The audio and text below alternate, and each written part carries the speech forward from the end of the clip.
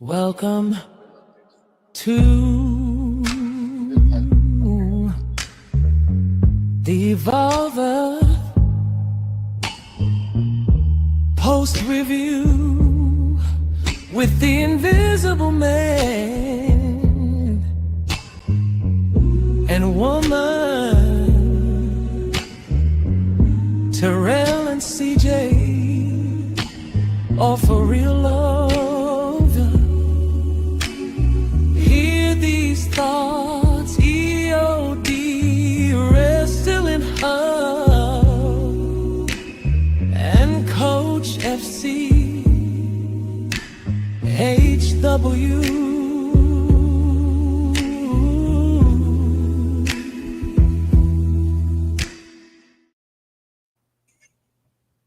Okay, get a little soulful.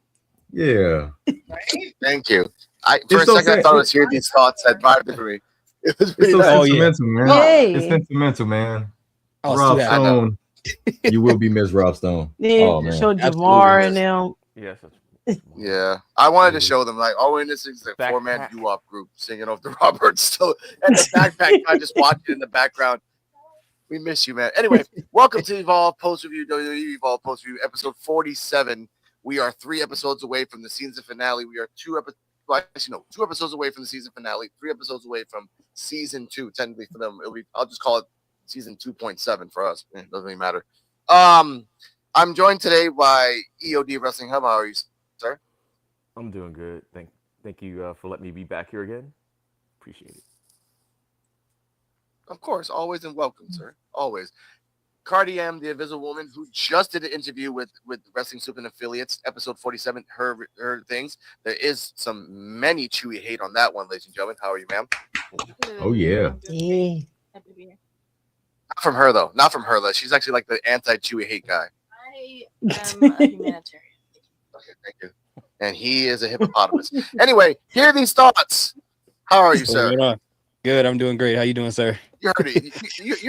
You heard it, Terrell. I saw your face. You heard it. Anyway, Terrell, take it away. Oh, by the way, Coach is not here tonight. He will be missed. He's doing so. He has to do work in the morning. We understand it completely. And again, it's like it's 4 in the morning right now in London. So just sleep. Here, keep going on, sir. What's going on, everybody? My name is For Real Terrell, and this is my fiance, the beautiful werewolf. Hello, it's CJ Wolfie. How y'all doing? And together we are For Real Love. And this is the Evolve Post Review. We are joined, ran by the hosts themselves. We got Mr. and Mrs. Invisible. We have the Invisible Man and the Invisible Woman, who is literally invisible, y'all, for real. Like she's using her superpowers right now, man. And if you mess with her, she will make you invisible as well. In a bad way. We also got the wise man EOD, the Oracle man. The Oracle man, he be telling us how it is because it's gonna be that way for real. It's not what hurts, it's just spoilers. And then we also have Hear These Thoughts, man. Hear These Thoughts is gonna tell you exactly how he feels, and those are his thoughts. Yeah. Oh yeah, man. We are coming off of a great NXT time last night. We had Joe, BNCO, CJ, my fiance, came through. We had Black Couch, aka King Kai, and none other than the host himself, man. We had the guy that if you say his name, he just may appear. Oh my God, if he appear for real. NXT time with D-Walk, man. Oh yeah. View discretion is advised. All right. Yes. All right. Let's start this off. And Mr. Son of a Dude, you here? No, he actually picking. That's he picking up here for real. I told you. I should stop saying his name. Like, pop that cloud. He ain't doing nothing on a Thursday. Hello, D-Walk. They gonna do this. Lord, what's going on, y'all? Hey, sir. what's going on, man? Not much, I had that plan for a little bit, Oh my That's God. clean. Some bitch. Hey, y'all Oh have my fun. God. All right. I just want to do my Joe Hendry. All right. We will. Oh my God. Well, actually, it's Hey. Dennis. It's Dennis. Spin. It's actually Dennis Henry. It's Dennis Hey. Henry. Dennis Henry. It's Dennis Hey, Henry. You need some y'all like my khakis. little spin I did with it too. When I turned need around some- and hit you with the Oh yeah. You need some khakis. You need some Yeah. khakis and a blue collar shirt. With Hey. some Blue Jays. And call yourself Dennis Henry. Hey, just know every time y'all call my name, I'm popping up, all right? Oh Yeah. Lord. Good night, y'all. That was crazy. All right, now, good night. Good night, sir. I think we need that part. We will. Joe Hendry has many brothers. All right, let's start this off by Peter Rosenberg and Robert Stone provide commentary. I will say this right now. This is Robert Stone's last episode on Evolve. He's going to be interim general manager completely, which makes sense. This was recorded before Ava left because of one particular. I saw this 3 times today, ladies and gentlemen. I was just prepping up for this. Robert Stone said, and I quote, scouts are watching, Ava's watching. I'm like, oh. But this was a good show with Kendall Gray and Ren Sinclair in the background. They're talking about that, Carmen Petrovic has those kicks and everything else. Like you're pushing yourself too much. And Kendall Gray says let's warm up before we go to yeah, sure. So let's start with that first. EOD, what's your thoughts on that promo that she's her best friend telling her hey, you're burning yourself out. You gotta chill. And she doesn't care. I liked it because I think it's foreshadowing. So just putting the seeds out there right now for the inevitable title change because it's going to happen eventually because it happens to everyone eventually. So I liked it. And I do like the fact that they are showing Ren on Evolve, even though she doesn't wrestle because they're like Batman and Robin right now. So it makes sense that she's there. So I was fine with that. Okay. Guardian, what's your thoughts on Kendall Gray and Ren Sinclair in the background, just like prepping for before the match even starts? Just that. I thought it was a cute segment. I was saying earlier that they were showing a comparison between Callie and Kendall, and also giving you a 4-1-1 of the show at the same time. So I don't know. I thought it was cute, and I like Ren being on the show too. Of course, there's no harm with it. So she's like a transitional wrestler that can go from Evolve to NXT, and no one complains. No one complains. That wasn't a joke, but that was sad because it was kind of like a joke. But CJ and Terrell, your thoughts on this promo? I liked it. It's we're showing that Kendall Gray say, "Hey, I'm gonna be a fighting champion, like I said we're gonna be when I win this title." So even though she's going bouncing back and forth in NXT Evolve, I understand Ren. You're gonna have a burnout sooner or later, going bouncing here and there. But yeah, get some questions. But yeah, I like it. Yeah, it took me down memory lane just thinking about all the women's wrestlers that left or got moved up.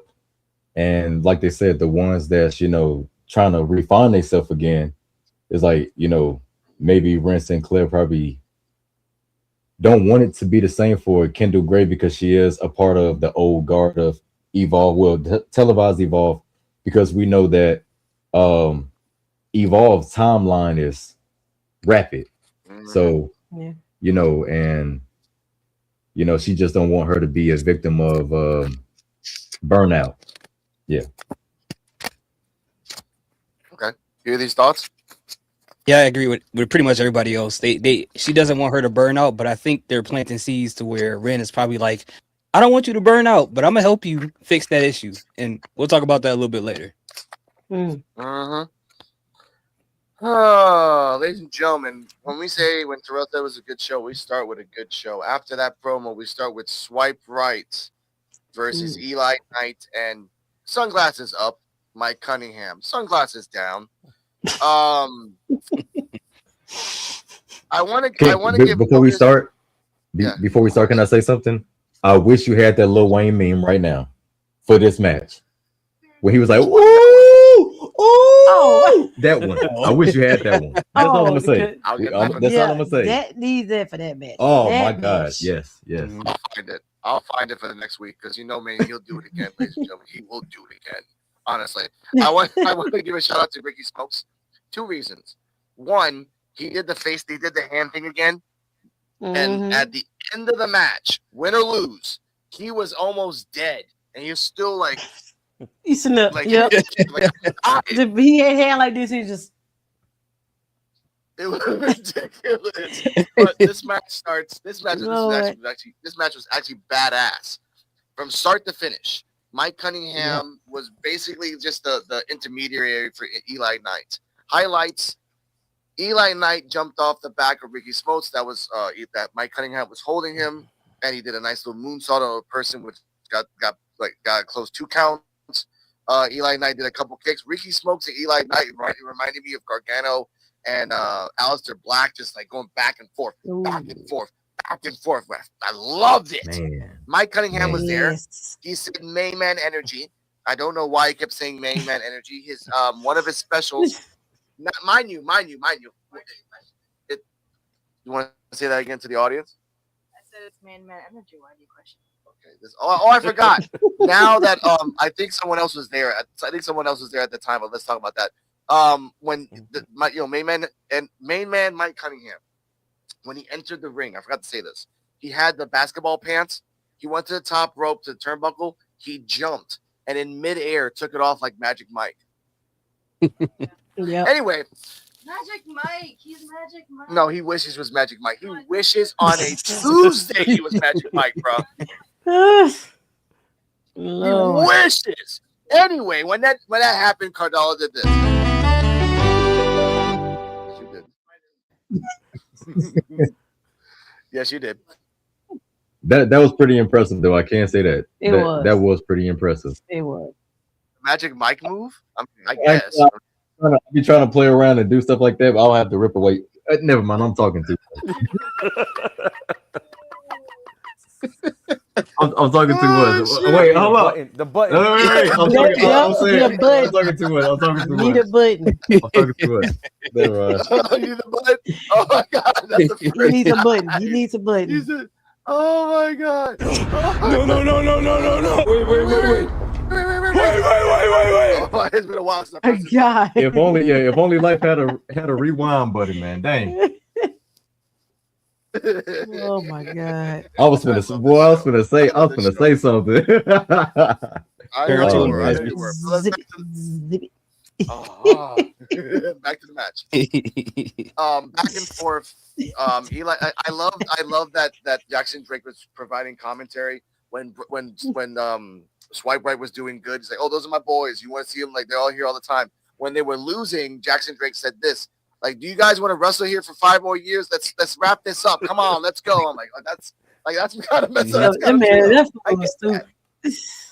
I was pissed at that. I'm like, you don't need to rub. But ladies and gentlemen, we have clips for a reason. Let's play this one clip where I think this is the one that says it, but Peter Rosenberg says, for a dumb guy like Ricky Smokes, he did a smart move by pushing main man Cunningham into the 2 count. And then he's like, oh, they say he wasn't gonna, they say you weren't gonna crap on him anymore. Peter Rosenberg is like, yeah, I wasn't gonna crap on him if he's not a freaking Mensa guy. So I wanted to say that. I don't have that clip on audio, but I have it in my mind. This is the clip from the tag match. Here we go. I pressed it. I know I did. Come on. There we go. But then they said that Eli and Mike Cunningham weren't ready for the situation, which I agree with. That's how this match came about. But you call Ricky Smokes an idiot and a goof. Look at what Mike Cunningham did. Look at the way he's dancing and the way he just ripped his pants up. Come on. I'm not exactly sure what Mike Cunningham's going for. There's Tate in the VIP. I mean, he's smiling. I think Tate's a bit confused, but Mike Cunningham now going by the moniker M&E. Oh, really? What's that stand? Main man energy. Okay. Well, can you please just take bygones be bygones? Take everything back you've ever said bad about Ricky Smokes, please. How about this? I'm going to start over with Ricky Smokes. Okay, I like starting right now. I appreciate that. I mean, Swipe Right got a pop chant out there. Boy, I'm trying to tell you, they was crazy for Swipe Right, man. they loved them, and I love that fact because they loved them. By the way, there's a particular person on the right side of the audience has a black hoodie and a hat. We'll talk about him later. He's the heel of all heels. This match lasted 11 minutes 51 seconds after doing the swipe right twice. The first time they tried it didn't work. Second time they actually did the double stop for the 1, 2, 3. Swipe right 1. Also, I want to say this real quick. I don't know why. I'm not gonna press the button anymore because Tay Wilder's not a sexy man to Cardalla's eyes. Mr. Tay Wilder was sitting on the couch, not sitting on the couch. He was putting his dirty ass feet on the couch.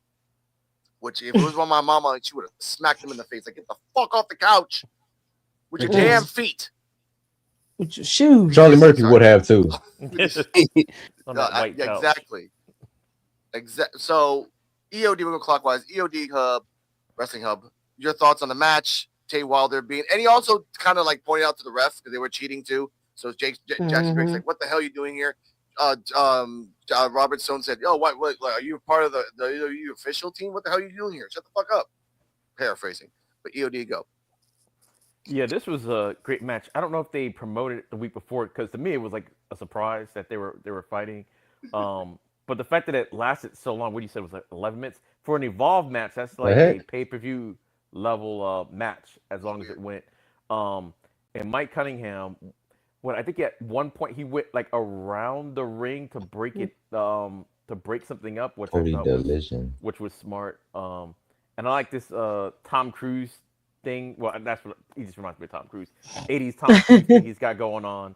So at least he's got like a little character to him. But like you said, it was more like an Eli Knight showcase, and that one move where he jumped on the back and they did a flip off of it for the pin attempt. I was like, what that was crazy. I was like, it was crazy. And he just, like you said, didn't even just do a regular flip, like kind of moonsaulted it after he jumped on another man that was on top of another man. That was crazy. Like that was like the spot of the match for me. But but the fact that swipe right prevailed, and I really wasn't sure if they were going to prevail the way this match was going. Yeah. But Ricky Smokes, he's really showing that like how good he is, because normally it's always they're focusing on either Jackson Drake or Brad Baylor, but Ricky Smokes is really, really good, and I'm glad he got his chance to shine. So yeah, I really like the match. Yeah, this was a banger. This was a banger.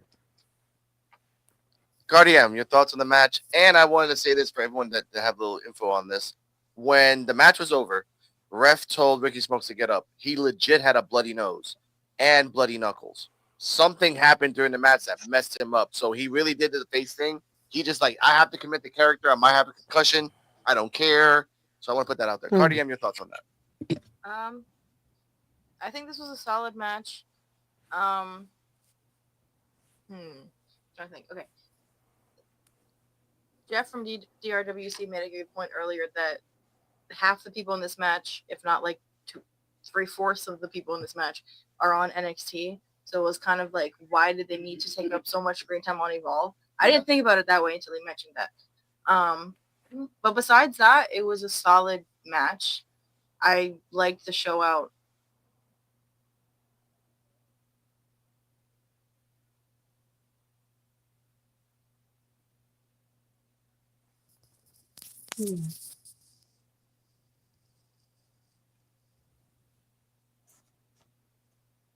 I mean the mic. I mean. Oh yeah, we can't hear you.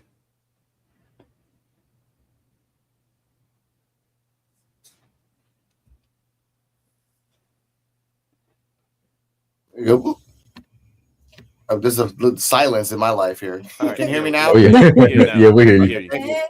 My mic died. Anyway, hear these thoughts. Your thoughts.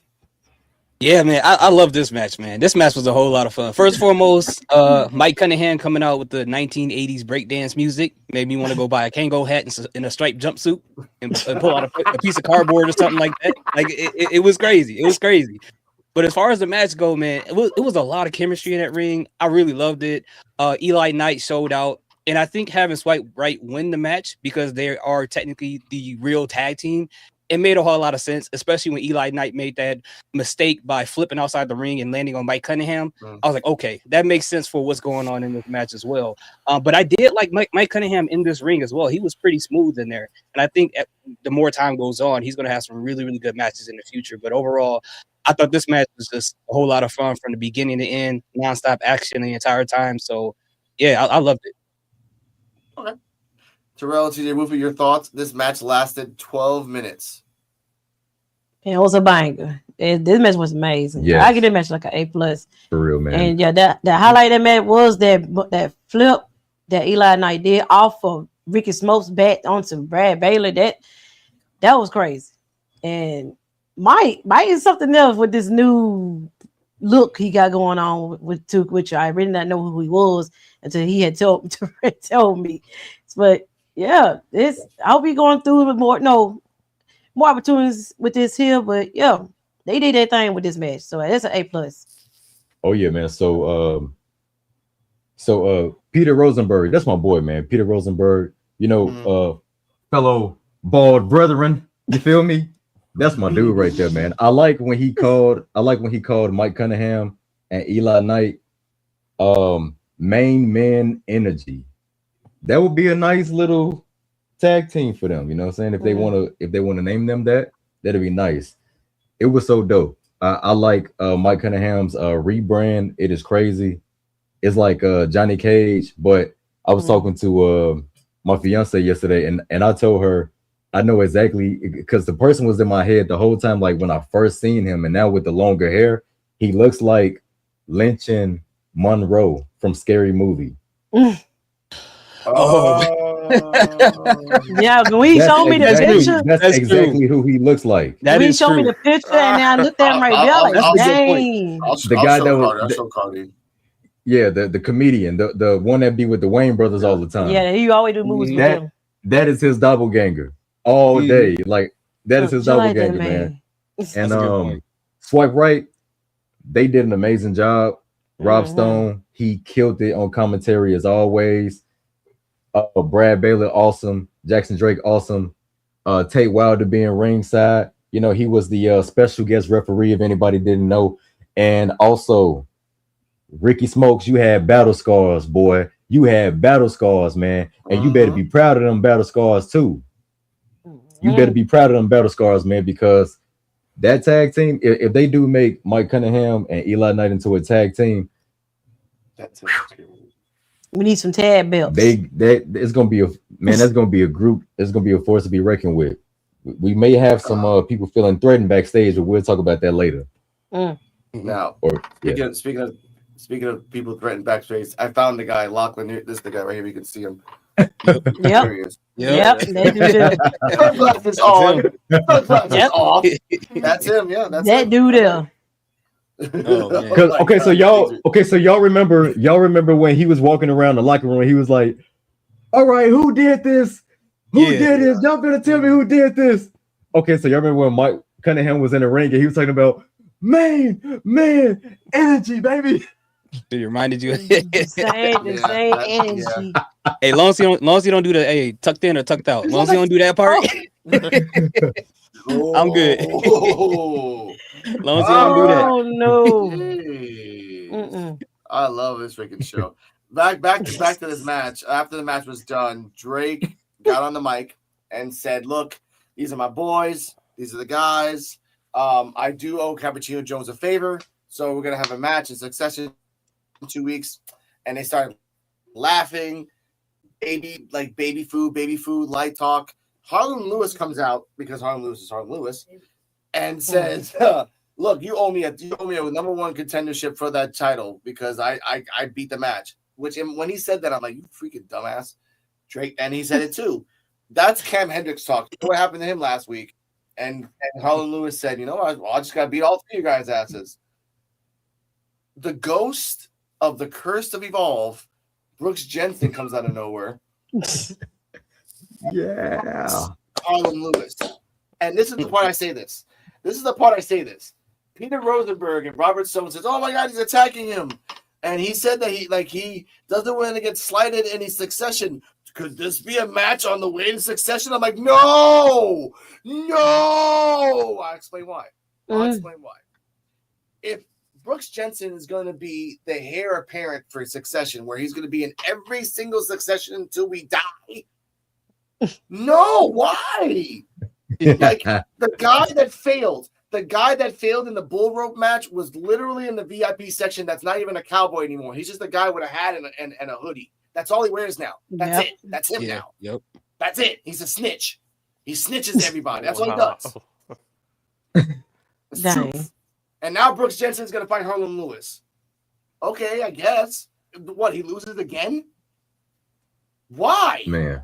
That's all I got to say about this. But CJ Wilfred Terrell, your thoughts on this? Like to lose again or to win against Harlan Lewis, who deserves a win? It's a circular. Yeah, but they ain't finna get Harlan Lewis that L. He not losing, and they're crazy enough that Bruce having this match at Succession again, losing and shoot. I don't know. Man. WWE got that Disney deal now, so we had Wolverine get attacked. But in this universe, it's not a saber tooth. It's a bobcat from Alabama, Bama. And he has to come out there and make a mold name for himself. But he's gonna lose to Harlan Lewis, man. I'm calling it. I'm calling it. Harlan Lewis got to win. He's not getting no L. Wait, that's my dude. But I mean, Brooks Jensen, I love you, man. But Harlan Lewis gotta win, or he's not losing. He has to win. Like he snuck you. He snuck you. Mm-hmm. You gotta win. And that bothers me so freaking much. But hear these thoughts, your thoughts on this. This again, we don't know if we have 2 weeks off. We don't know if we have 2 more episodes, but we might know that we might get Jensen, Harlan Lewis for Succession. We might get another match later on. We'll talk about that later. But this. Yeah, I enjoyed the promo. I thought it was funny. Seeing Drake be overly optimistic about the small things. He said, ever since last week, if you ever noticed, we've been on a streak. Like a whole 7 days, you talking about a streak? That is crazy. Oh, man. Never mind everything that happened before that. But I appreciate the optimism. I really do. But yeah, I agree. It looks like Harlan Lewis is going to win that match, unless they ended in DQ. But I doubt it with it being on Succession. But I love the fact that they gave Cappuccino Jones a title shot. So I love that. I can't wait to see how that match turn out. Yeah, for real. We'll talk about predictions later about that. EOD, your thoughts? Yeah, this is pretty cool. I think it's just a way to take Harlan Lewis out of the title picture. And I did like when Jackson did sneak attack them. The crowd was actually chanting like "bam, bam, bam." I was like, "Oh, okay, he's got some people in here." Bam. Hopefully, even though I know this is Evolve, but hopefully this ties into the NXT, the Nepo baby situation, because he was part of that group, but we haven't really seen him with the group at all. Because he was initially that was the same group, most of the same group that under the TNA invasion thing. Brooks Jensen was a part of that, rolling with Lexis King. So we haven't seen him yet. So hopefully this somehow will be able to tie into it. And I'm not sure if we have an Evolve episode next week. I thought we did, but I'm not sure. But yeah, this is good. And I did like the fact he manhandled Harlan Lewis too. When he sneak attacked him, it's like, yeah, he beat him down. He beat the man down. So it's like I did like that. It wasn't like so. It's like, oh, can Brooks Jensen realistically beat Harlan? Yeah, will he?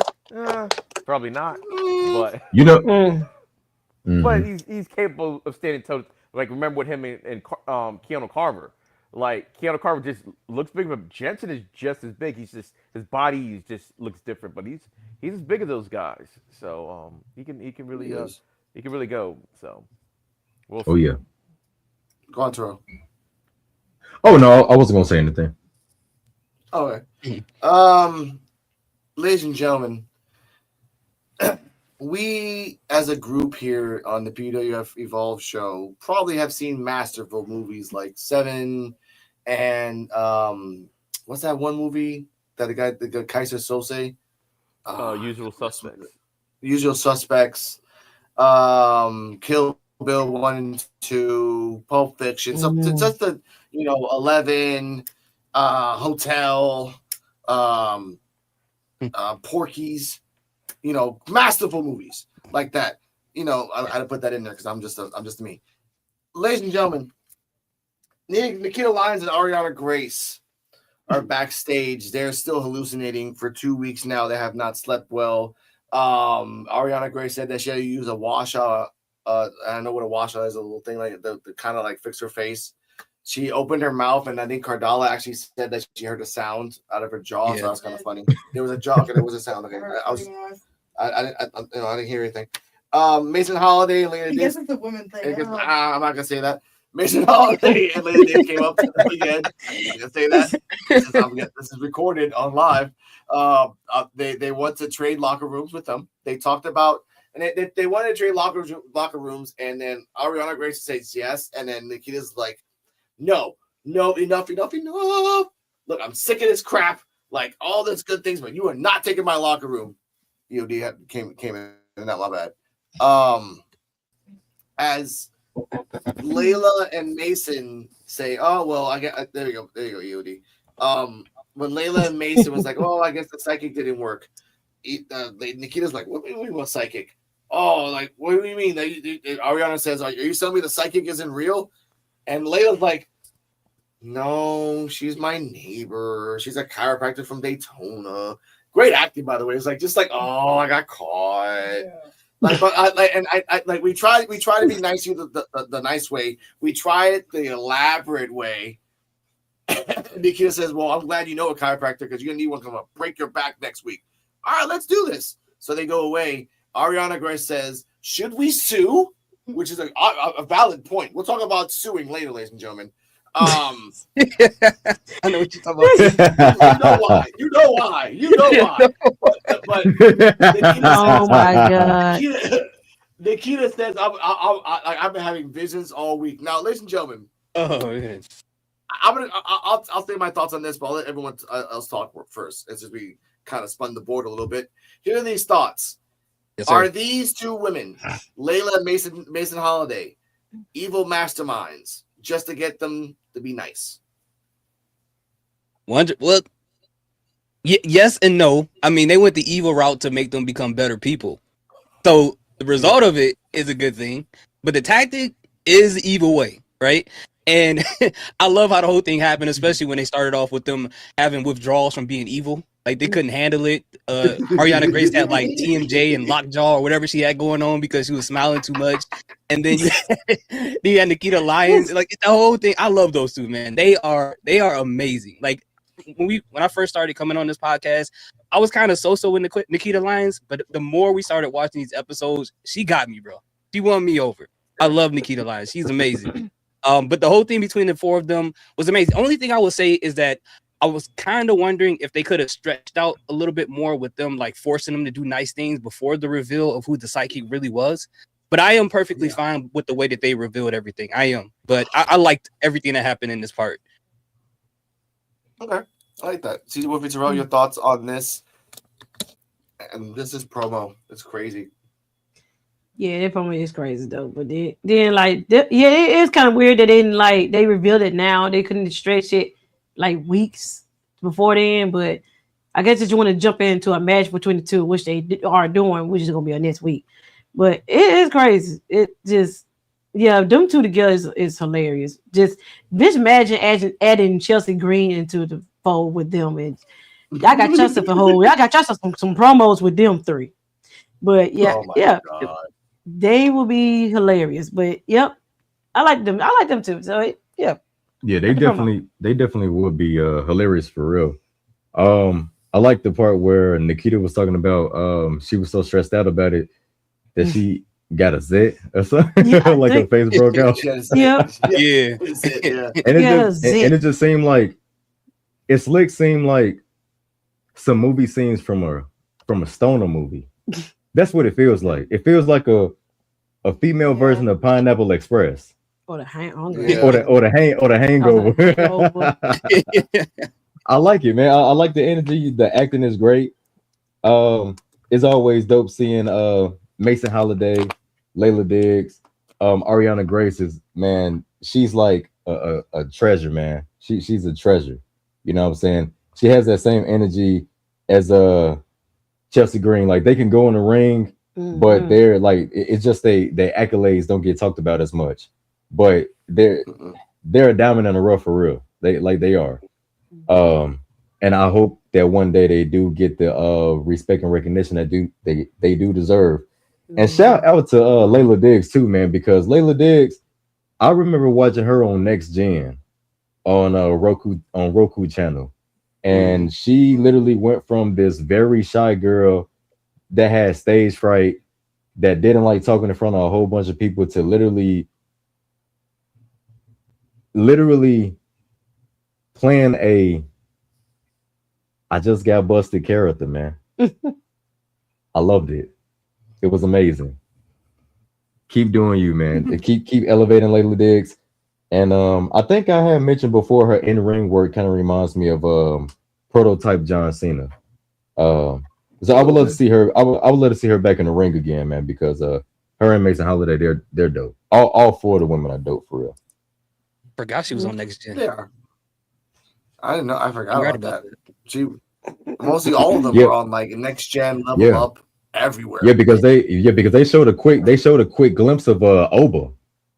I remember Oba being in the crowd when they were doing like their promos and stuff.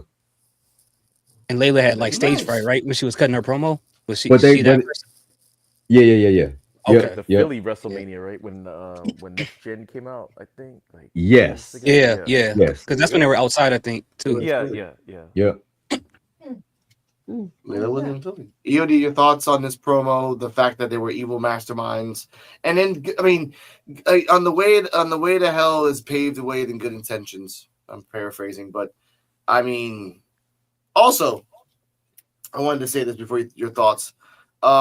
Robert Stone said on his Twitter, and there's been rumors that they might bring Raw Records to NXT, and Raw Records is Nikita's brand, which is Nikita, Layla, and Mason. Might be bringing them to NXT, so that's their name. Oh, all right. Interesting. Well, one, I apologize. I have my phone on Do Not Disturb, but I have one person that can get through my Do Not Disturb, and it throws off my whole camera and have to reset everything. That's all fine. right, but let's see. I thought this was good. Like I've always said, Nikita and Ariana were great together. I wasn't sure, like a tag team, but affiliated, I was like, yeah, this works and stuff.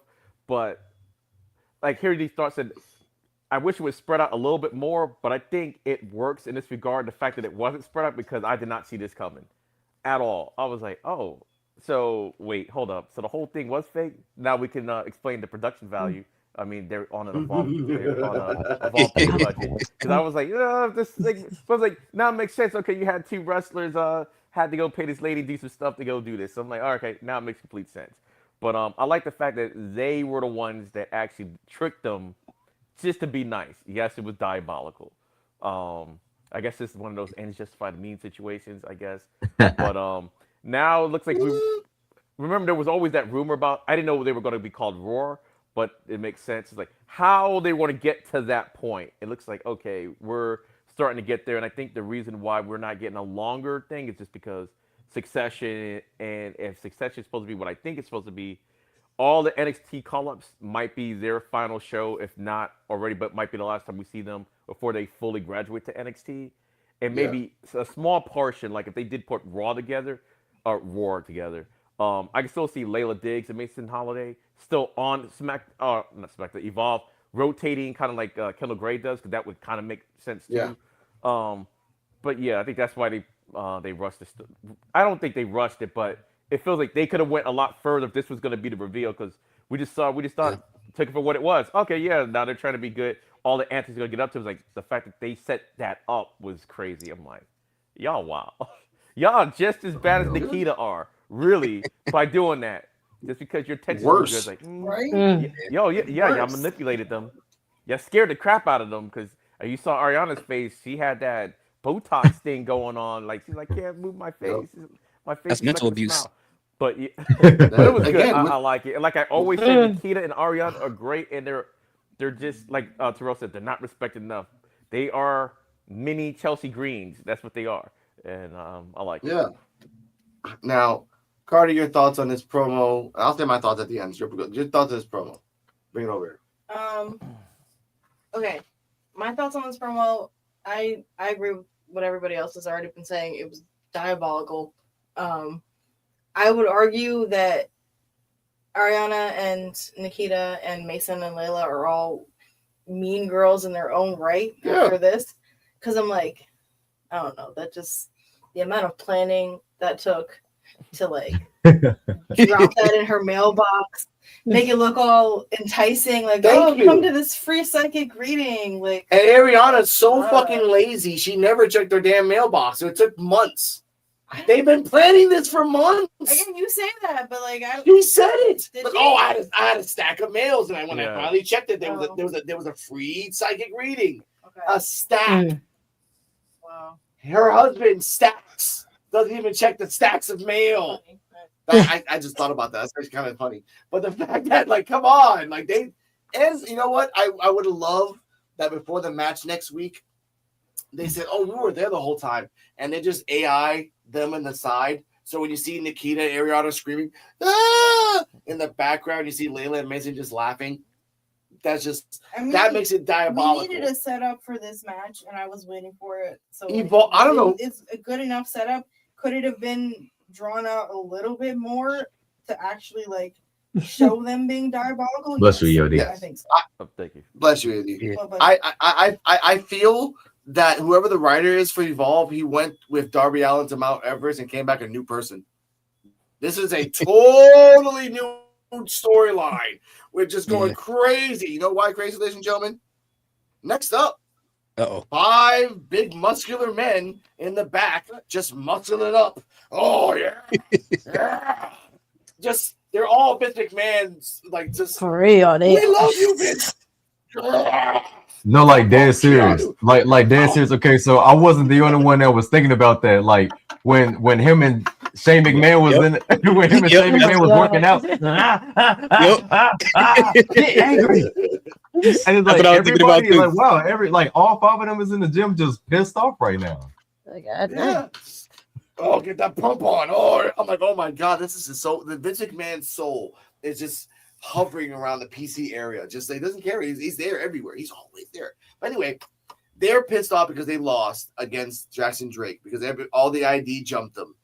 Braxton Cole says from now on we'll be a unit, all 5 together, and we'll all protect each other. Cam Hendricks says, because I guess he is the general manager at the moment. Okay, 5-on-5 tag. Let's go. We're gonna dominate. So that actually is next week, I think. They said next week. So wait a minute, there is an Evolve next week because we're getting the freaking tag match between Ariana and freaking. Okay, so good. Yeah. Woo! Woo! I got scared for a second. Okay, ladies and gentlemen. Breaking news. Anyway, so that's next week as well. So we'll go around the board again. Hear these thoughts. Your predictions for 5-on-5. We don't know who the 5 are. It might actually be just the 5 that were always in the back. So those 5. Yeah, I'm not quite sure who the other 5 is probably going to be. But I thought it was kind of what they've been doing with Cam and the guys have all been kind of goofy, cringy, but kind of funny at the same time. Just like so frat boyish, like the whole bromancing and the whole choreography with all the guys. Like, hey, you're the first person to go up. You do a couple reps. You talk to him. You walk around. The other guy comes into the scene. You work out. You come into the scene, and everybody just sweats. And Cam is just standing in the middle, like. Like the whole time. I'm just like, the choreography is beautiful, bro. It's so stupid, but I love it, bro. Bro, that was crazy, man. I'm like, that had me dying. I'm like, there's no way I'm in the gym and a bunch of grown men are just talking to me, working out next to me. Like, just find a different place in the gym. But in all seriousness, I just think it's all in their character. It makes sense. I love it, bro. Only in Evolve. And this is why I love watching the show. For real. Did you move it, Terrell? Your thoughts? Man, this gym scene had me like Vince McMahon's dream. Like seriously, man, it was hilarious. Yeah, it's true. Okay, so Cam had me laughing the whole entire time because, like I said, this show it has a lot of nostalgia to it. Of course, you know, with the writers being old school writers. Why was Cam Hendricks literally acting like Monty Brown? Oh, yep. Yo, you on point with these references, bro. You are. What is wrong with him? Yeah, why? I just twitch his I'm like, head. dude, hey, he's still talking. Why you keep looking around, bro? Right. Man, Cam is something. He was on He one, said he's a man. Rock He variant, was. though. That's what the Rock did, right? And he's Yeah, Rock Oh yeah, beat you're him. right. So You're right. Yeah, you're right. Yeah. Oh my God, you talking about Nation of Domination, Rock? yep, that's exactly what I'm talking about. he be twitching his head every time too. Yeah, switch it too. That neck never stays still. Shoot. Man, for real. Yes. Oh my God. Oh, shit, his neck That's why he got is- to. That's why his neck. neck That's is- why his neck's so strong. Yeah, he always. Get them necks, neck my is God. exercise then. That man half bird. I just oh my okay, I didn't say that, but he said okay, EOD, please. All right. For me, I am a child of the 80s, even though I was way too young. I should have been watching these movies. So am I. But this was some type of Revenge of the Nerds type movie stuff going on in the Oh, background. 'Cause you see, Lord. you got Mike Cunningham coming out looking like an 80s Tom Cruise. Now you get this vignette was out of Man. any 80s movies when you had like a bully going on. And the cinematography, like Harry Thoughts said, was great. The way it just panned from everybody, then they had to zoom up on the camera. I was like, this is insane. But the 5-on-5, like we get their 5. I don't think they need 5 on the other side. They just need maybe Tate Wilder, maybe what's his name? Boudreaux, I think that's his name. And Jada Parker. Monroe, yeah, because spelled weird. And Jada Parker, because you think I didn't see Jada Parker with what's his name? Cole and Riggins on NXT the night before in security when she threw this. Yeah. They don't Yep, need yep. anybody else. They just need Jada Parker because she, man. I was watching that live, ladies and gentlemen, with Invisible Woman, and when I saw her kick him in the nuts, I'm like, damn, Riggins! And then get freaking this is Sparta kicked into the damn barricade. I'm like, oh God, you're gonna be a superstar soon, sir. You're gonna be a superstar. Yeah. And Cole, I'm like, man, and Jada Parker whooped that ass on Tuesday night, but really, yeah, this was good. I like the fact that the storyline is still kind of going on. I think probably after Succession, maybe they'll do the reset. But yeah, so we're gonna get our 5-on-5. Cam, the de facto leader of the PC was great, and the fact that they were working out in the PC, like the ID guys can't go in there either work out. But that's a whole nother thing. But yeah, I thought the whole thing was great. It was over the top, but it was funny. It was great. I liked it. Oh my God, the world we live in, ladies and gentlemen. Speaking of the Man. world we live in, oh, if you're not tan and jacked and ready to attack, it's time to hit that button. If you're not tan and jacked and ready to attack, or if you are weak and pale and ready to fail, then this is not the place for you, 'cause it's time for the Stardometer with its gun.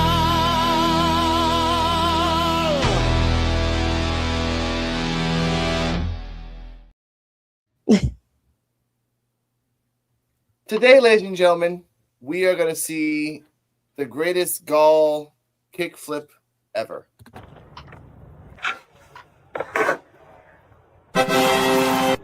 It's Gall. Most people here like to do a kick flip. I like to do two to make it true. Double kick flip like a stud. Oh yeah. It's clean. Okay. That was tight. I go see. It's shocking. Like, oh crap, this guy's a muscular, like powerhouse Skateboarder. As Man. a skateboarder. I love that for shit. Hey, go. I love it. Yeah. That is What I tight. don't love is that we have to talk about abuse, ladies and gentlemen. Abuse is real and should be always called on by the cops. If see something, Oh, say something.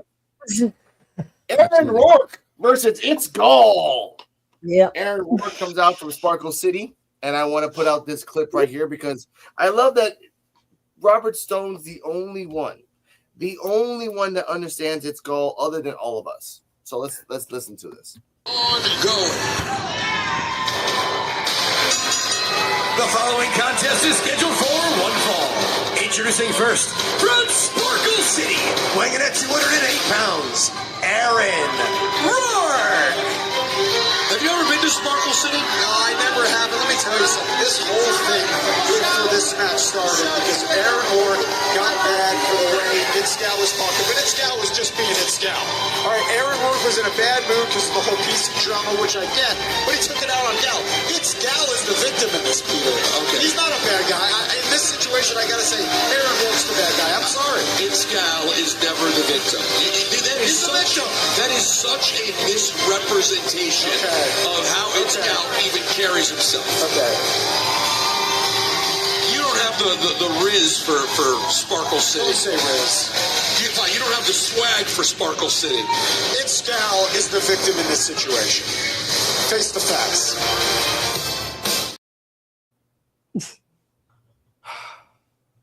Robert Stone, why did you just predict what was going to happen? During the match, Mr. Aaron Rourke was going blow for blow for Itzgal. Itzgal kept posing a lot. I will say that Itzgal kept on posing throughout like everything. Itzgal and all that stuff. On the outside, Aaron Rourke slapped Itzgal's ass 4 times. One is, it's okay, whatever. You want like, oh, good game. 2 is gold dust territory. You're kind of leaning on that. That's fine. But 4 slaps on the butt, and then you look at him and blow him a kiss. That, sir, disqualification right off the bat. Boom, into disqualification. I'm disgusted. No, I'm not disgusted. Disqualification. That is unnecessary roughhousing in a wrestling match. Okay, no. After that, they go back and forth. Mr. Itzgal threw Aaron Ward from the turnbuckle to the middle of the road. It was actually pretty good. He did a jumping code breaker to his stomach. At one point, Aaron Ward threw Itzgal into a power bomb from the turnbuckle into the thing. And before this happens, clip number 2. Think about someone who is a future WWE superstar. You got to go BDR.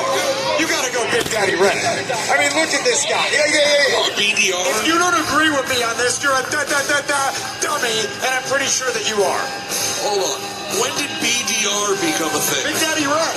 Have you not? Like, where have you been? I don't want to call him Daddy. I don't want to call him BDR. It's no feelings. It's only facts. Dummy.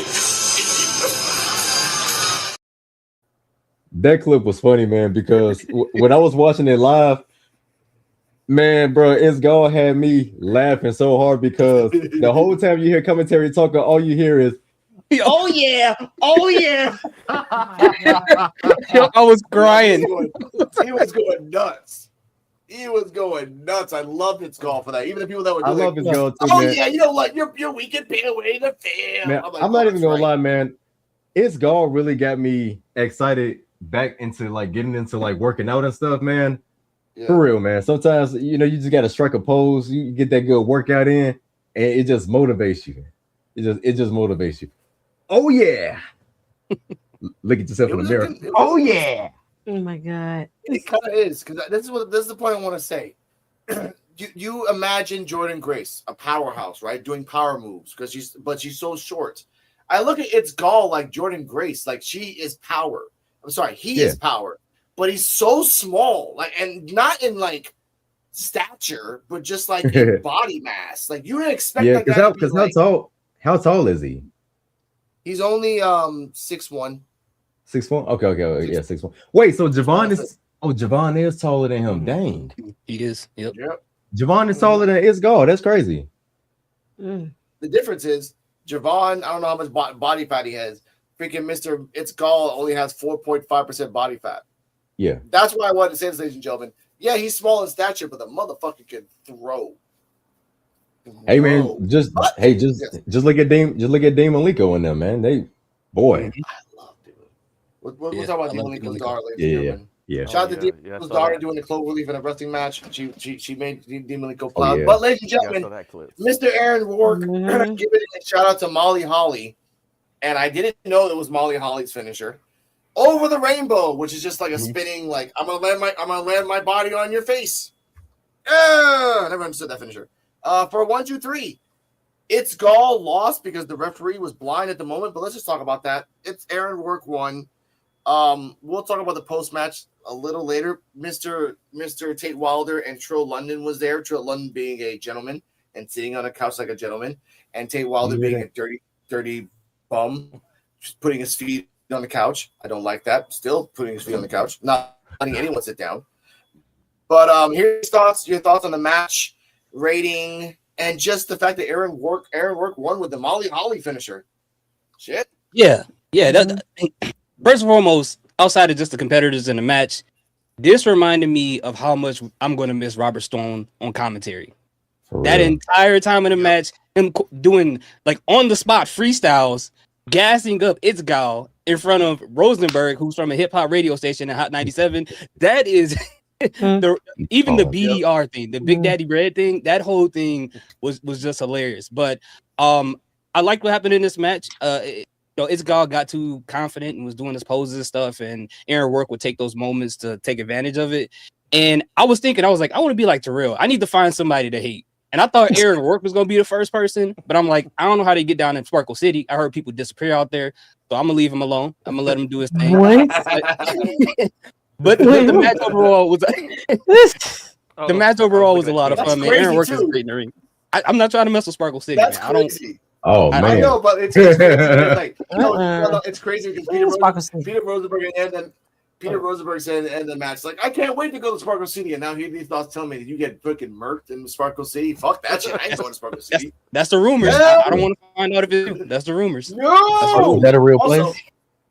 Sparkle City? That is a real place. That is a special. Yes, Mount Olympus is a real place, the Greek mythologist. But either way, look for it. He's looking for it too right now. DJ Terrell, your thoughts on the match and the fact that Peter Rosenberg did ask for the last time, what's my rating on the Studometer? And Robert Stone said, I think you're in the negatives, like the airlines. Sorry. That's how it is. I think did Peter? Oh wait, I thought Peter got a 1. Well, I could be wrong. Man. No, you know, I'm just negatives. Oh, in a negative. No, okay, yeah. He did. He got a 1.5. 1 point under Otis, who got a 1.6. Well, I mean, at least he made it in the at least he made it in the in the range. Chewy, he didn't make it at all. No. But the match was pretty dope, man. I was torn. I'm not gonna lie. I was torn during the match. I had to go back and rewatch it because I couldn't really watch it the way I wanted to when we was live last night. So I had to real deal go back and watch it this morning. And I must say, this match was hilarious. It was hilariously entertaining.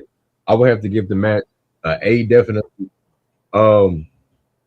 It's Gold, the way he sold the finisher over the rainbow was crazy.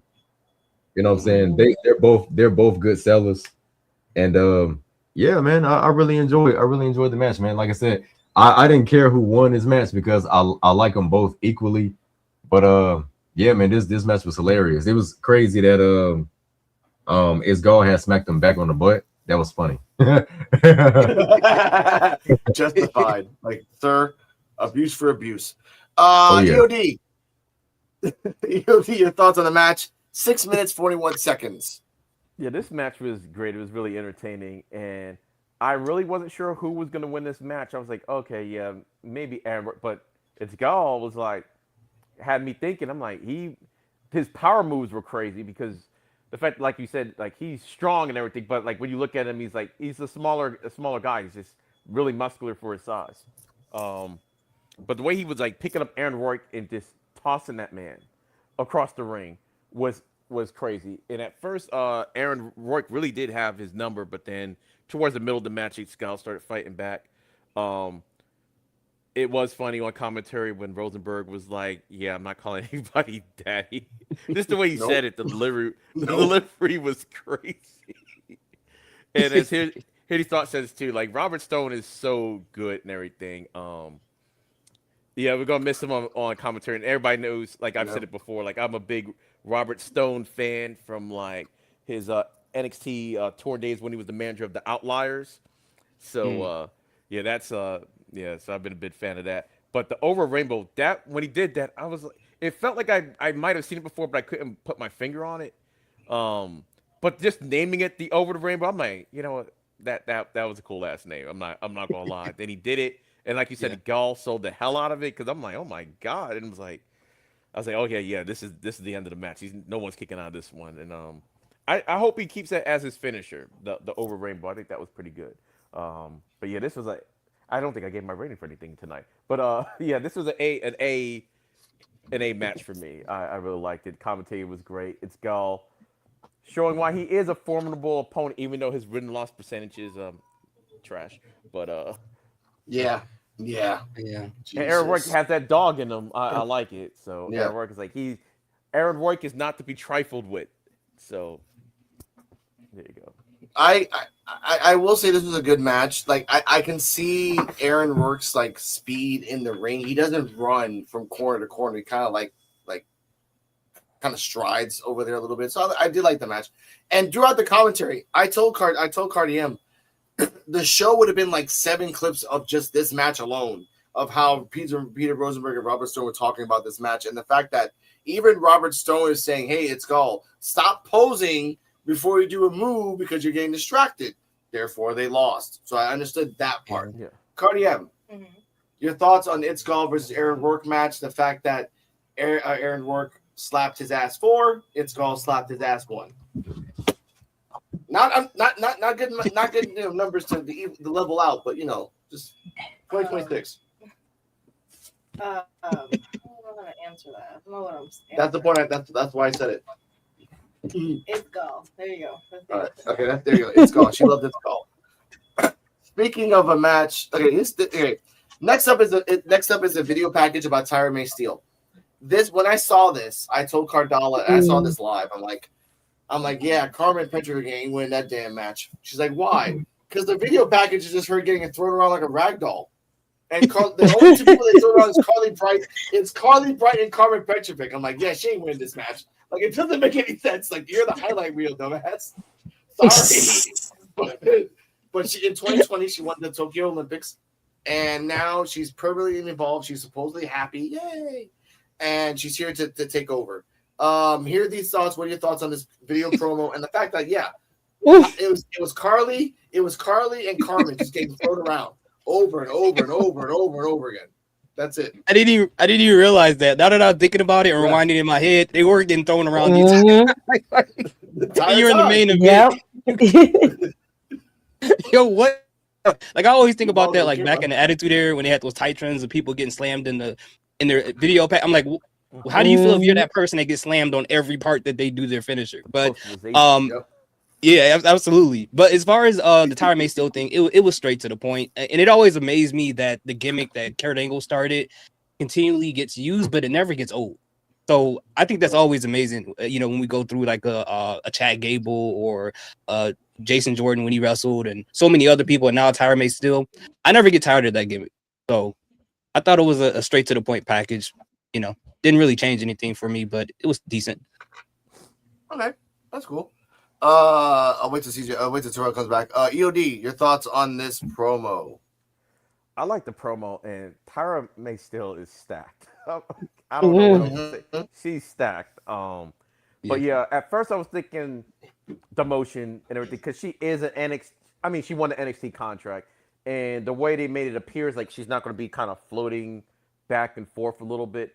But I think it's probably a good thing that she might be on Evolve because look what happened with Nikita Lyons on Evolve and everything because she was used infrequently on NXT. And now you see her on Evolve, and she's able to flesh out her character more and everything. So when she does show up on NXT, she has a lot more in the tank for like video packs, so people can kind of find out what she's about. And I think the same thing could happen with Tyra May Steele. Maybe once in a while have her on NXT, even though I did like her, but this is a way to develop her character work and not have to worry about a live crowd to do it. So you're getting your reps in and seeing what works, what doesn't work. So I like it because I think she should be like the Kurt Angle, like how he started. Like Kurt Angle wasn't a face, and Tyra May Steele sometimes when she wrestles, when she doesn't have that smile on her face, she's looking like a heel and everything, and she's destroying people and everything. But she's out there thinking that she's the good guy. So right now, I don't know if she's a good guy or a heel thinking she's a good guy yet, but we'll see. But she's her energy's infectious though, that's for sure. But I like the promo, and she did have other matches. They could have pulled some from the other matches too. She did fight But Chelsea that's NXT Green, though. and But that no, so, but that's NXT though. Like they were just like, oh, this is just her and Evolve. There's but did only she been fight 3 Carmen in, matches. I was gonna say, did she fight her first match? Wasn't that against Carmen in NXT? No. NXT. No. Her first match was the West Coast Avengers episode that we did. Oh no. I It meant was like her when and like it was her, the guy with the ball cap. That was a match. That's Remember? about Draco. Yeah. Yeah, Oh, no, I Draco don't mean like Knox. I don't mean from Evolve. I mean like because she wrestled on NXT that one time before she came That's on it. Evolve. That was it. But she fought Yeah, that was Carmen, it. yeah. Okay. Yeah, that was the only That's one. it. Okay. Oh, They man. didn't even show Zeta. That's how sad it is. They didn't even show Zeta. That was the other getting match. thrown I knew she around. had another. Okay, I got you. Okay, I was like, I know she hasn't had too many matches, but I'm like, I know she was in. Had another one. They could have took some video instead of having Carmen getting like thrown around like the entire. Yo, she was getting stunned. That was I was like, she's had more than 2 matches. I'm like, you didn't have to just put those 2 matches. And in there. they repeated it twice. They repeated it that's what twice. I'm From the saying, beginning like, of the promo, they showed her once, and then the same move was shown again. I'm like, damn, Carmen, you are just. Yeah, 'cause I'm like, That's your job, though. you're about to be in the main event and everything, so it's like, yeah, that was the only thing that was kind of weird. I'm like, y'all had other clips. You could add that and some other stuff in there too. But Carmen was that getting just reminded destroyed, bro. no, but that just reminded me of like Adam Cole. Like he has a main event at the end of NXT, but before that, you just see the video of him getting pounced by Keith Lee. Like it just destroys the credibility of Adam Cole at the end of that night. Like you did get pounced, bro. But Cardia, Yeah. your thoughts on this Tyra May Steele promo? The fact that they used Carmen and Carly Bright as a basis for pain, and a little bit of the body of Zeta Steele, just the bottom part. They didn't show his face. They didn't show her face at all. It's kind of messed up on that part. I don't know how to answer that. Tyra May Steele. Okay. I do want to see more of her on Evolve. I don't think this promo did Carmen any favors. You're right. Like it was kind of unwise to have this right before a match. Where it's like, okay, why is the challenger getting tossed around like this? Bro. But yeah, I don't know. There's not much else to say on that. We talked about it last week. Yeah. So I'll see more. Like she wants to be the next Evolve Women's Champion. I think I can see that. And like if Evolve Secession 2 happens, and if Kendall Gray is leaving, we're not gonna see who the opponent is yet, but if Kendall Gray is leaving, Tyra May or Wendy could be a next person that can take the belt off the next person that might have it. We're not gonna say who it is yet, but we'll get to that point. Now, ladies and gentlemen, before we get to the next match, because this is the main event, 2 things happened. I got it right here. Before there was a backstage segment with Callie and Wendy. Now, before that happened, you can feel that Callie was mad. Maybe this is why. Y'all, Evolve is tonight. Y'all ready to watch it? Girl, relax. Evolve come on every Wednesday on Tubi at 7 p.m. It comes on at 8 p.m. Stupid. She didn't even know what So time. you think you're smart because you know the time? That's a reflection of Is y'all cool? Yeah. Ow. What's wrong with her? Are you? Is she cool? Yes. Well, I'm so angry, PJ Vossa. So angry. But after that, Kelly Armstrong gets up, walks away, and finds Wendy Chu backstage. Wendy Chu is like in the back PC area. She's like, look, I know that you've been feeling down, and I just want to talk to you about what do you want to talk about? Like, look, therapy works for me dealing with my crap, and I think therapy will work for you with your crap. And Kelly Armstrong thinks about it and then punches her in the gut, whoop-de-doo, and then walks away and grabs the phone. On Twitter, she does say whoop-de-doo. And Wendy's like, I'm about to beat your ass. So this is the part I want to say. CJ Whoopi Terrell, Wendy Chu versus Kelly Armstrong for the first time ever in succession, ? That'll be dope. yeah, it'll be nice. I like to see it. You should go ahead and run it up. Oh yeah, man. All right. Okay. I like that. I like the enthusiasm here. Here are the thoughts. Your thoughts on this promo and Wendy Chu versus Kelly, hopefully for Succession 2. Again, we need a women's match. We need a other women's match other than the women's title match. Mhm.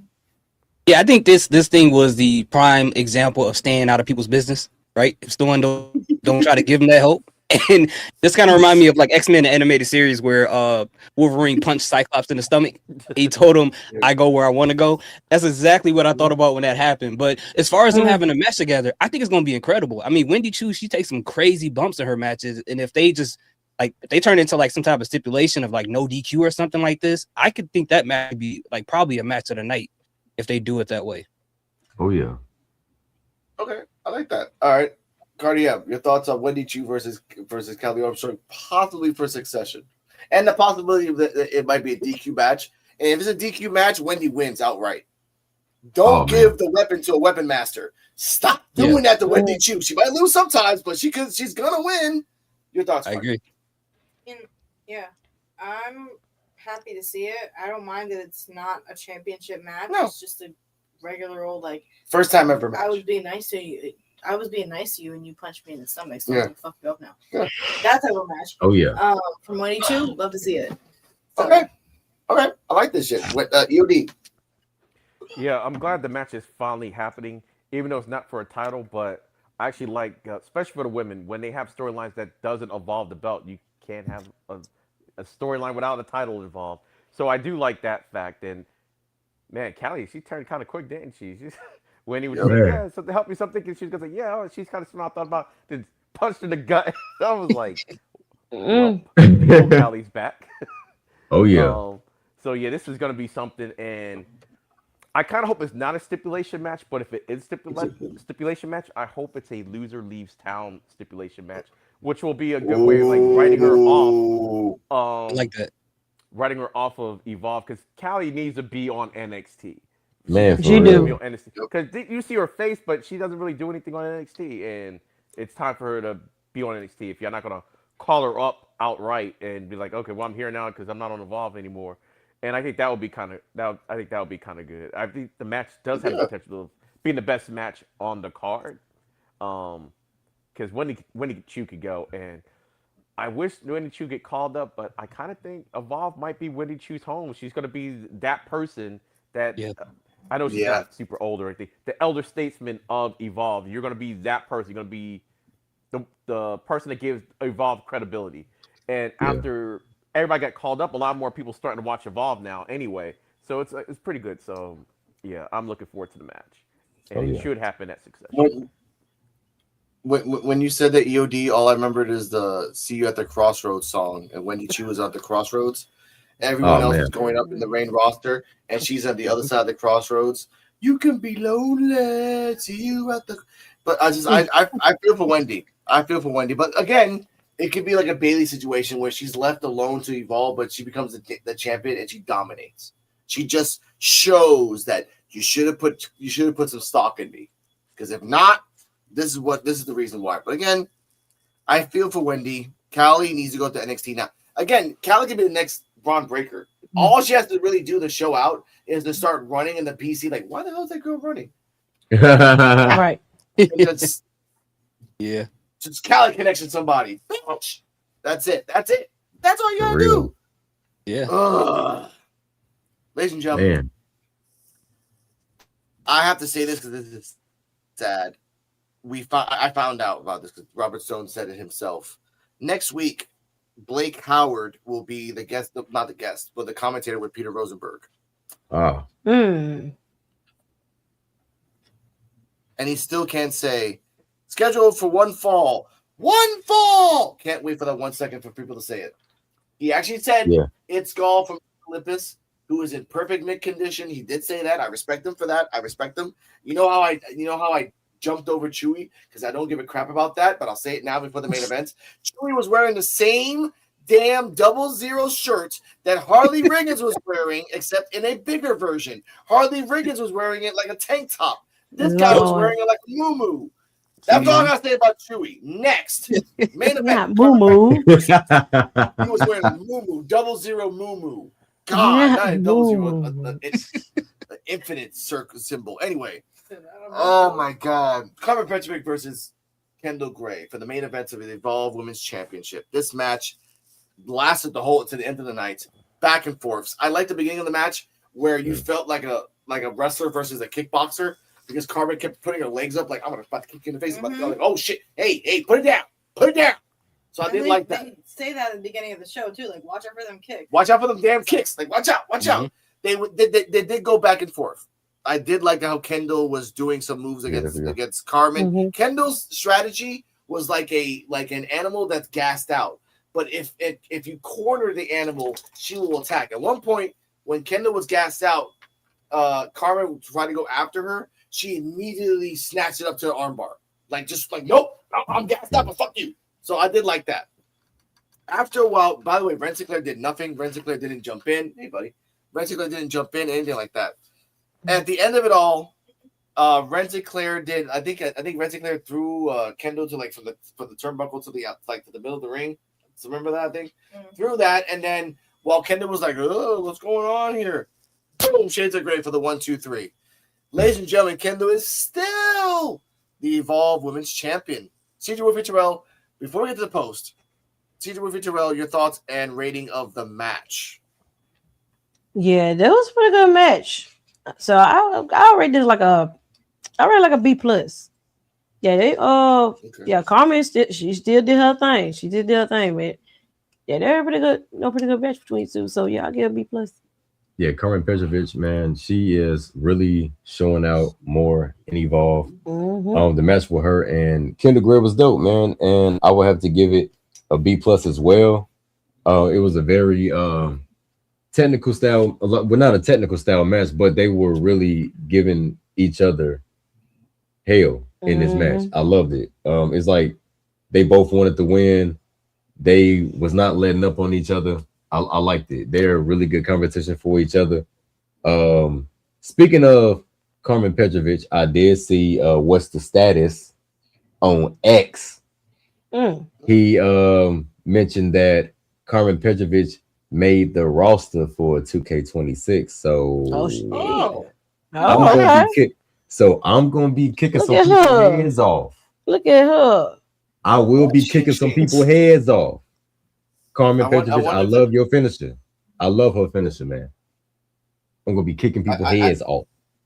I wonder if you bring the sword to the ring as a weapon.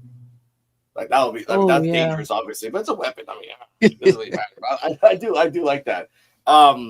Here are these thoughts. Your thoughts on this match? 7 minutes 41 seconds.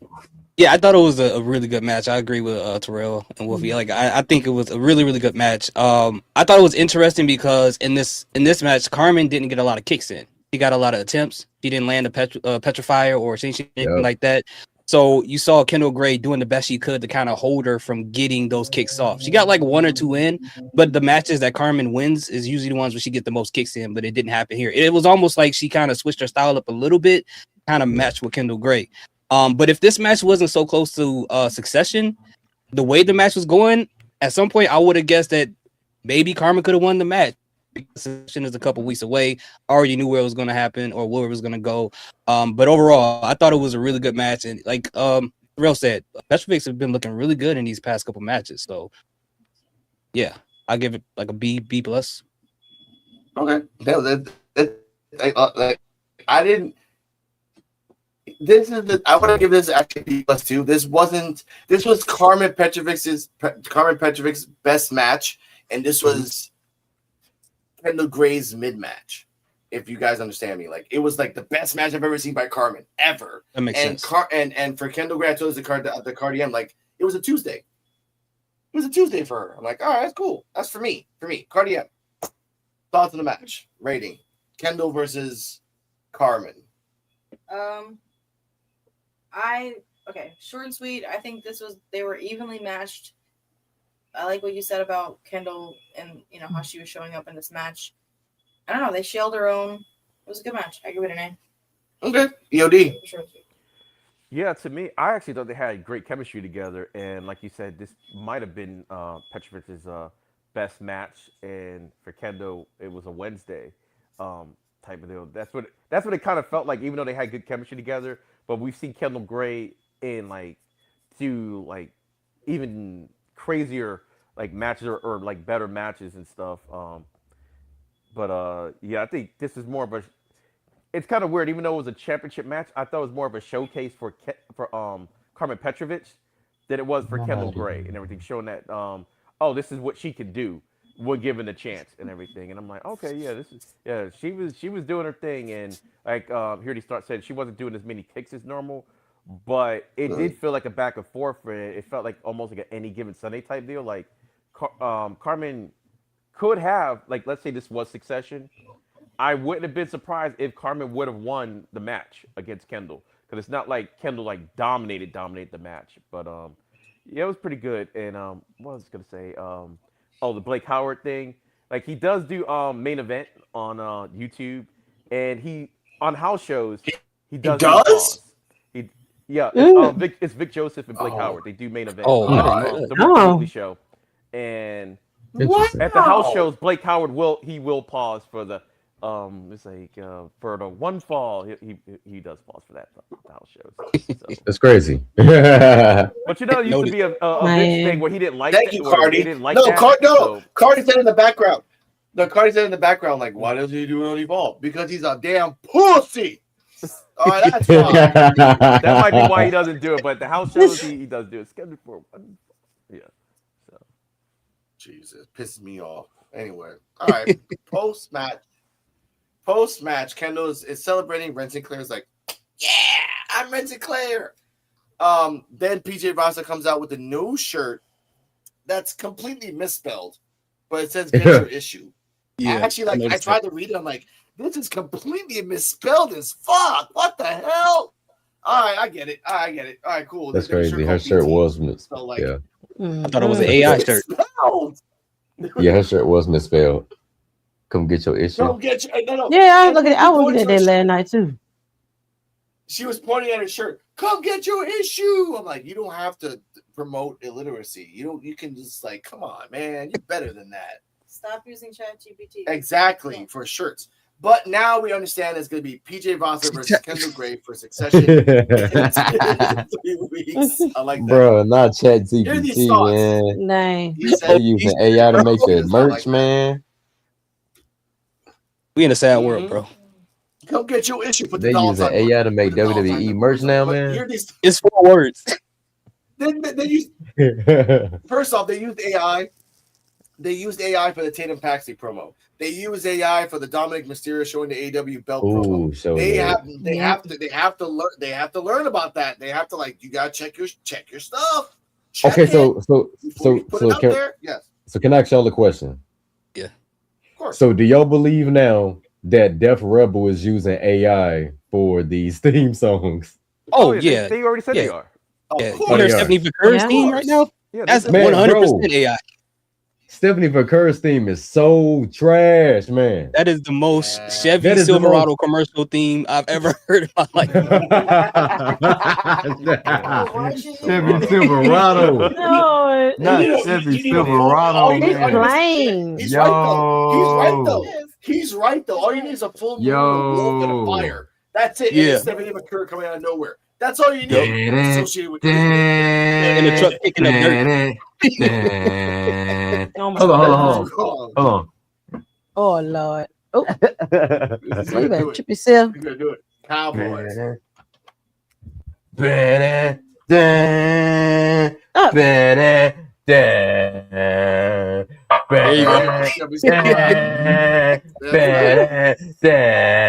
you go. Oh my God. America. That's all you need. Yeah. That's all you need. Hard-working Americans. Not America. America. Anyway. That's actually a Bluetooth speaker, by the way, y'all. For real? Oh, that's awesome. Oh, nice. Yeah, it cost me $65. Oh, damn. Is that Optimus Prime too? I would have got a Lamborghini one, but I just like the truck. I felt like the truck would have more bass out of all the choices they had. The Tesla one did sound nice, but I had to get that one. Dang, I didn't even know that was a thing. That's crazy. I like it. Yeah, and you could literally play with it like a car. It's not remote control, but you could literally it's like a big Hot Wheel. Yeah, that's nice. Dang, that's actually pretty cool. Yeah, but you know the big Hot Wheel? Yeah. PJ Vasa, EOD, your thoughts on this prediction? Well, I'm glad that somebody in Evolve have some merch to sell, so that's kind of maybe we can supplement their income by giving them some Evolve merch. But yeah, it was no surprise when this was coming. Once we knew Succession was coming, all I was thinking about how was PJ Voss going to get into this thing. That's why I wasn't like the match itself. We didn't know that if they put this match with Carmen Petrovic in Succession, this exact match, I could see okay, it could have gone either way. But because we knew Succession was coming up and we had this match, it's got to be PJ Voss and everything. So I like the fact she came out and she just basically deboed the #1 contendership spot. Like, hey, come get your issue. And I'm like, okay, well, I've seen storylines set up with less. So yeah, I'm glad, and I'm glad that she's got a T-shirt, and hopefully she can sell her T-shirt. This spelling, hopefully, but she needs to. She needs to sell. So I mean, I'm happy for her. Cardi M, PJ Voss versus Kendall Gray, Session 2. Who wins?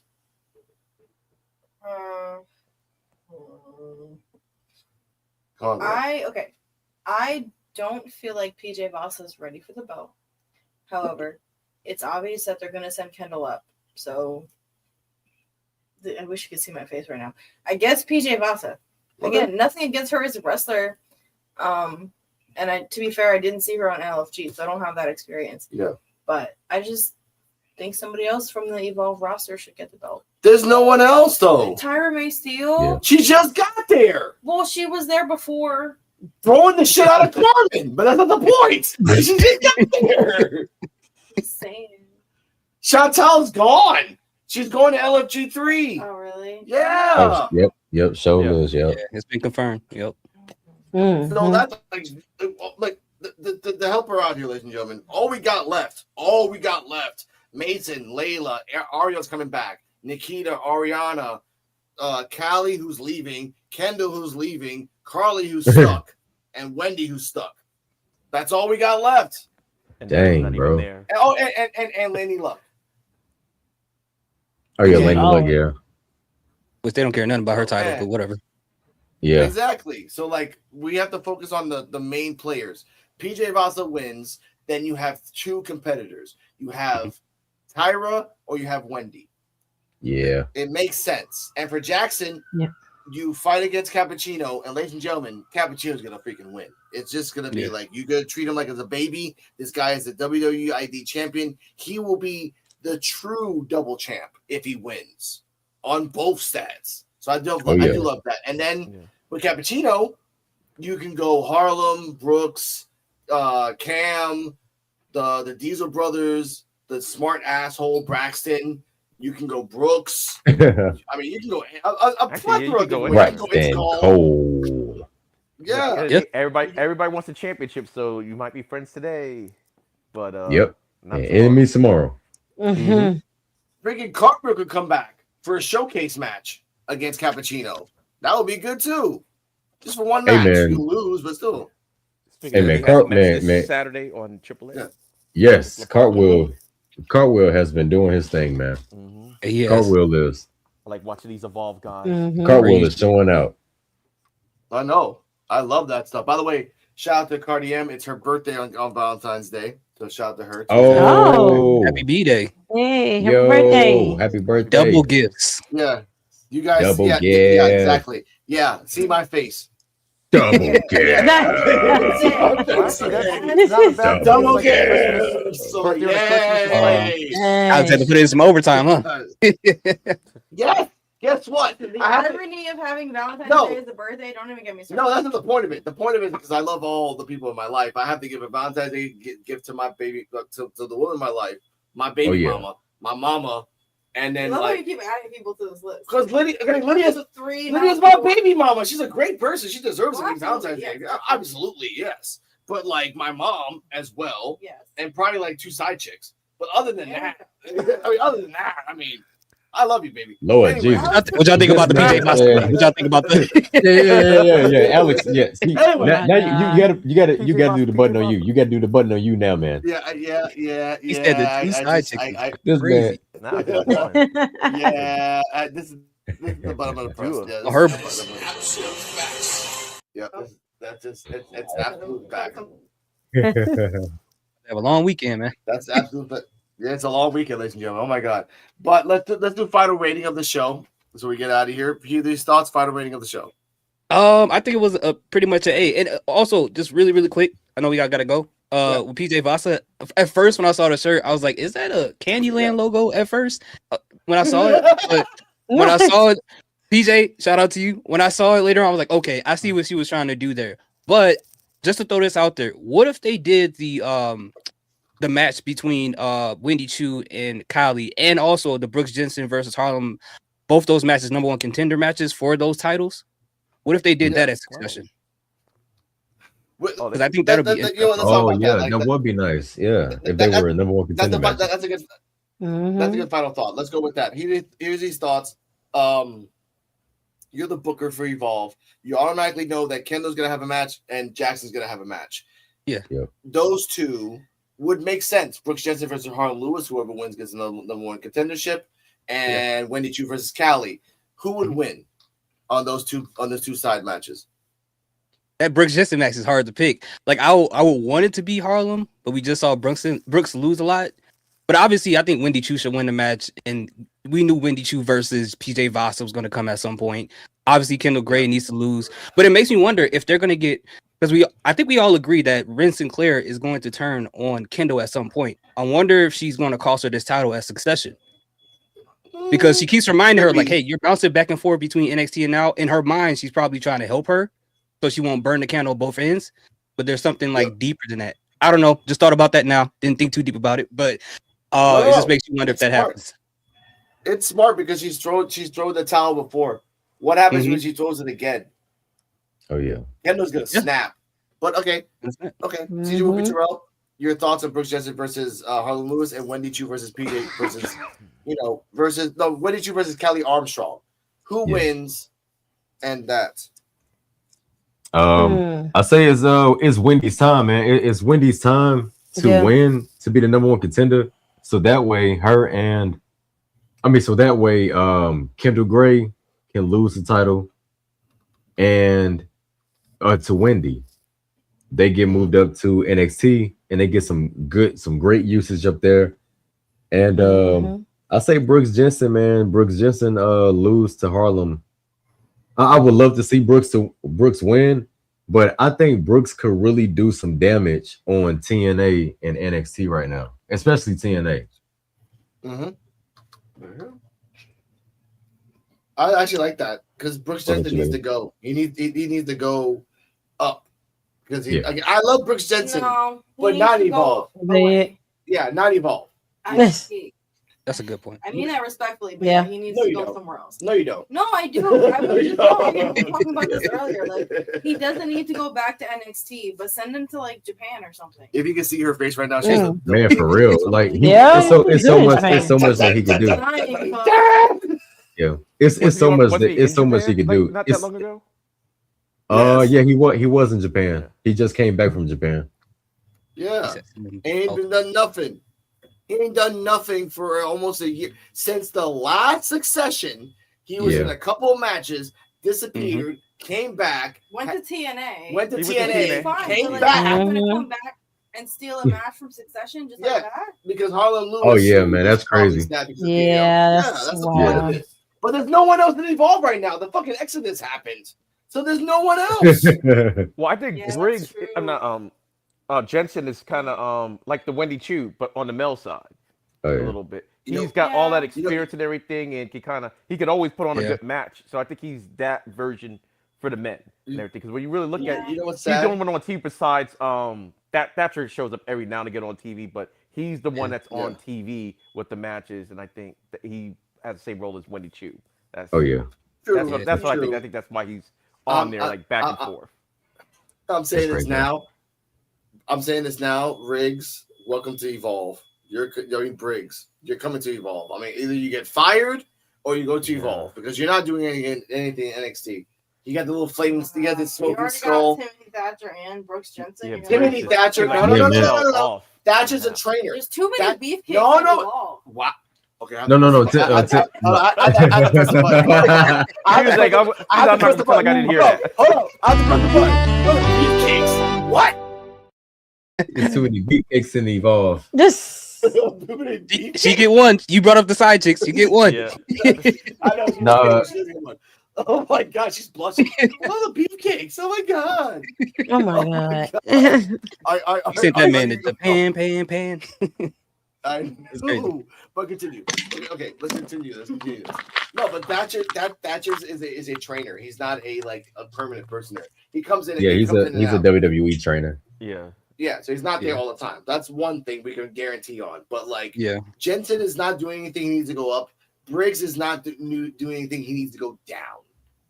And also, I hate to say this, Booker T, you're not ever gonna hear this, but I don't care. Jasper Troy needs to come down too. Yeah. Jasper Troy ain't doing nothing but just holding a belt and popping out of nowhere. You took Elio LaFleur from us. We want Troy. Not even that. You took Keanu Carver and sent him up to NXT. No, Keanu Carver, look, he was turning into the Black Zack Sawyers. I was done with that shit. He needs to go. He needs to go. Okay. Oh, no.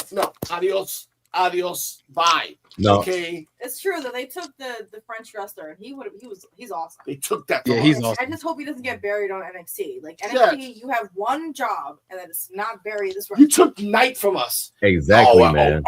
Oh yeah, that match yesterday. Oh my god. Yes. Okay, so do y'all? Yes. So do y'all think LaFleur could possibly be this generation's Rey Mysterio in a way, if done right?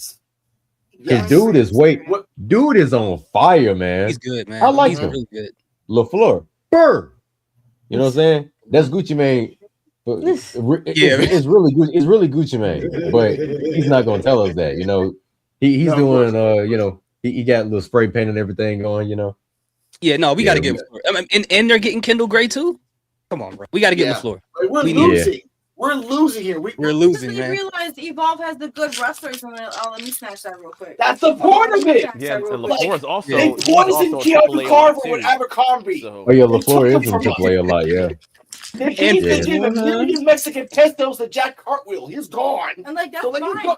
The point of Evolve is to send people up to NXT. Fine. But don't neglect the storylines on Evolve because you're in such a rush to send people. Oh, thank you for reminding me. I was just saying something before we get out of here. It would be funny that if Wendy wins against Callie and Callie goes to therapy and then Callie just does like a fake accent, because obviously we know Wendy doesn't have a therapist, so Callie doesn't have a therapist either. So it'd be funny if Callie has a German accent. What do you? For me, it'd be funny as hell. Just like Callie doing a fake accent, like off the bat. Again, because they have money for a chiropractor from Daytona. Shout out to Little Dicks. But they don't have money for a therapist for Wendy Chu. Let's put that out there. Wendy Chu. But that's the point. Like, we always had the debate. Was it a therapist? Was she just cheap? No, it's her being in her mind. I think we bring in like a best friend character for Callie. There is no best friend character. It would be Callie. Callie would have a clone of Callie. And then she would hate herself. I hate that's the point of it. I don't know. I have an idea. But ladies and gentlemen, let's end it right here, ladies and gentlemen. Hear these thoughts, please tell me your socials they can find you. Right here, hear these thoughts. Look up me on any social media. If you don't find me there, I'm not on it. Damn. All right. Situation Terrell, where they can find you. A description of your LinkedIn trees are down below in the description. Please tell me. Yeah, man. Down in the description, you can find us on our link trees. You can also check us out on For Real Love 15. Our name is basically the same way on social media, all around social media platforms. Yep. Yes. All right. EOD, please tell them where they can find you so you can take your nap. Y'all can find me at Linktree /Days33.